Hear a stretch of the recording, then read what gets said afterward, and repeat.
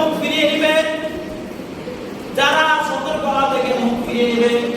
5 নম্বরে আমি আল্লাহ বললাম, আমি তাদেরকে জমিনের মধ্যে এই মুখ ফিরিয়ে নেওয়ার কারণে, এই পাপিষ্ঠ লোকদের পাপাচারের কারণে আমি তাদের উপরে গজব নাজিল করব।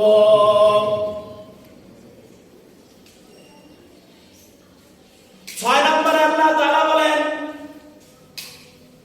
ইন্না কাসীরাম মিনান নাসি লাফাসিকুন।